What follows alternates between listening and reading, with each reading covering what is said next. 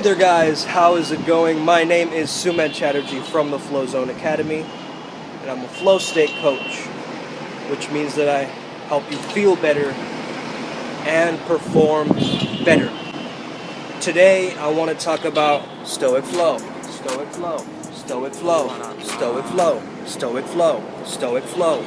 If you've heard about Stoicism, you'll understand it, but maybe you also misunderstand it. A lot of people think that Stoicism is about repressing your emotions, but actually it's about emotional regulation. And it's also a philosophy, so you can't say that it's one thing or another thing. I want to relate Stoicism to the flow state, because they talk about some very interesting examples, and I think one of the ways in which they form strands with Stoicism and positive psychology flow state is the idea of harmony. So Zeno, the founder of Stoicism, stated that happiness is a good flow in life. Now, what did he mean by that? He meant by something that he called alignment. You have to live in alignment, meaning your thoughts, words, and actions and good deeds, your virtues, lead you to a good life. A good life is a virtuous life. The ancient Greeks called alignment homologumenos. Okay, homologumenos. Kind of sounds similar to harmony, but it's alignment, okay? And also directly translates to agreement. So when you're aligned, you're in agreement with yourself, you're in agreement with the present moment, you're in agreement with the task at hand. So if you look at the Stoic, tenets or principles or pillars, one of them is temperance, which is a sense of self-control. Now, you want to be able to moderate what you're doing and feel agency and a sense of control when you're in the flow state.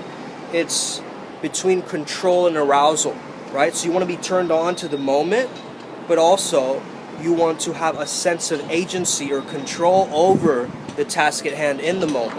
Positive psychology from Csikszentmihalyi, defines the flow state as an experience of the mind, being able to feel fully absorbed or full total involvement in the task at hand. And he related flow more to engagement, like engaging with the task.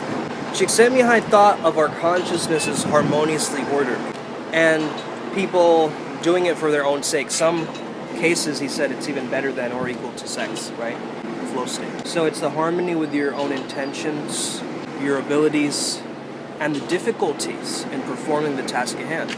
We as human beings, we're driven to win. We're driven to achieve things. And so it makes us feel good when we actually challenge ourselves, work towards something. But in the Greek framework, it's all about virtue. It's all about leading a calm and composed life. How flow state talks about action sports, the Stoics believe that you could even have flow in a calm household. For the Stoics, it's in the alignment of flow in all the dimensions of your life, right? This would be like your thoughts, your understanding of the world, your reasons, your relationships, and your responses to what is and not in your control. So the Stoics, they recommend, specifically Marcus Aurelius recommends, journaling to maintain this flow, because if you're flowing with the pen and you start flowing with the mind, and it's not so much that you're just writing what comes to you, of course you can do that, but it's more spotting the agitations that are blocking your flow. Okay, the Stoics call them agitations. So there's these little anti-flow emotions that we go through. So you want to write down what is it that is blocking the actual flow state. These agitations were presence of a vice, and what a strong character or ethos requires is virtue. So what could be some agitations, right? Like gossip. It could be maybe something holding you back from a promotion, something that someone said that is holding back your performance. This meditation in regards to contemplation, about alignment, leads to your greater goals. This is about practicing what the Stoics call perception. Okay? Open palm is perception. Open palm with slightly curved fingers is agreement. Okay? Homologumenos, agreement. Then you have comprehension. And then, of course, my one hand would go on top of this fist, and it would be knowledge. Knowledge being the kind of core frame. But it starts with that perception, which leads you on this journey. So the practice of the perception is like, what can you actually see and what is true about this thing? Because, like, let's say I look at a flag of this country, I might see that flag and feel some patriotism. But if somebody else from another country looks at my flag, they won't feel the same kind of perception as me, right? So perception creates reality in a sense, and the Stoics really knew this. If you take the understanding of the Stoic egg, it starts with physics, then you have character or ethos, or ethics.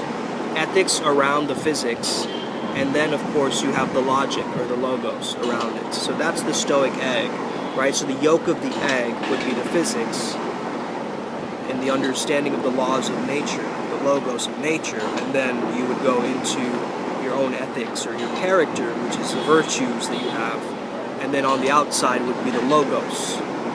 Wisdom, justice, courage, and moderation are the 4 Stoic principles of virtue. So these are the virtues that you really want you to give you motivation. So when you feel not motivated to do something, you always want to come back to these virtues, and that will give you a sense of motivation again. Okay, like for instance, you could stop on a certain task in a competition. Let's say you're a sportsman and you stop at that, but then you don't stop because you're motivated to continue because you seek wisdom, or you seek to find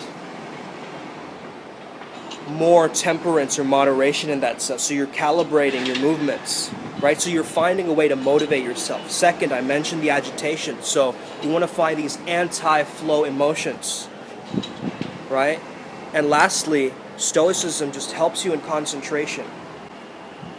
Because if you don't have the chaos of the mind constantly, pummeling away with this negative inner critic and these so-called Stoic agitations that you have, then you can actually flow. You can actually use your mindset and your sense of focus and concentration and attention well. Attention is like, let's say the bird is blue, it has wings, that's attention.